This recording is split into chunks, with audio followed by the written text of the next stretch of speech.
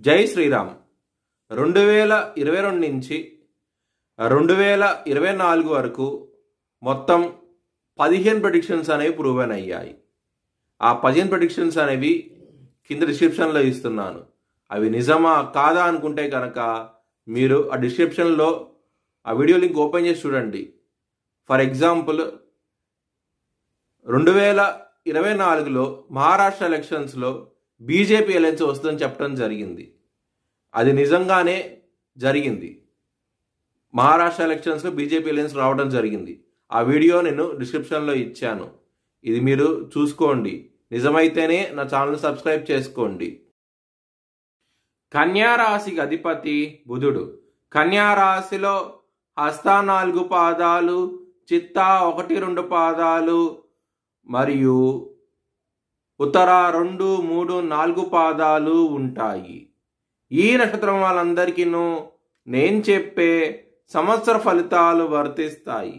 ఈ సంవత్సరంలో కన్యా రాశి వారికి ఆదాయం అనేది 14గా ఉన్నది, వ్యయం అనేది 2గా ఉన్నది, అవమానం అనేది 6గా ఉన్నది, రాజ్యపూజ్యం అనేది 6గా ఉన్నది. ఈ సంవత్సరంలో కన్యా రాశి వారికి చాలా చాలా బాగుండబోతోంది.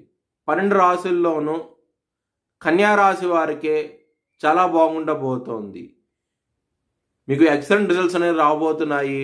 ముఖ్యంగా బిజినెస్ పరంగా మాత్రం చాలా ఎక్సలెంట్గా ఉండబోతోంది. మ్యారేజ్ పరంగా మాత్రం కొంచెం ఇబ్బందికరంగా ఉంటుంది. హనుమాన్ చాలీసా పారాయణం చేస్తే కనుక చాలా మంచి ఫలితాలంటూ ఉంటాయి. గురువు మంచి స్థితిలో ఉండటం మూలంగా మే 14వ తారీఖు నుంచి ధనాదాయ మార్గాలు పెరుగుతాయి. దాని మూలంగా మీరు మానసిక ఆనందానికి పొందబోతున్నారు. ఎవరైనా విదేశాలు వెళ్ళాలనుకుంటే కనుక ఈ సంవత్సరం అనేది చాలా అనుకూలంగా ఉండబోతోంది.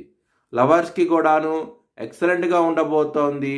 ఈ సంవత్సరం అనేది మీ అనుకున్న వ్యక్తితో లవ్ మ్యారేజ్ కన్ఫామ్ అయ్యే అవకాశం ఎక్కువగా ఉన్నది.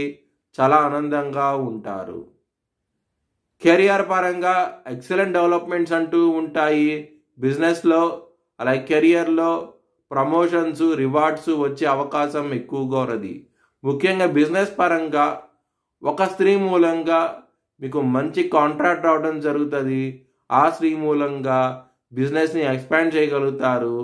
చాలా ఆనందంగా ఉంటారు. బిజినెస్ పరంగా మాత్రం హెల్త్ పరంగా మాత్రం యాంగ్జైటీ, డిప్రెషన్స్, గ్యాస్ సమస్యలతో ఇబ్బంది పడే అవకాశం ఎక్కువగా ఉన్నది. ఈ సంవత్సరంలో దక్షిణామూర్తి స్తోత్ర పారాయణం చేయండి.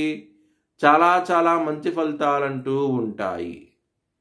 మీ భవిష్యత్ వివరాల కోసమై HLN జ్యోతిష్యాలయాన్ని సంప్రదించండి.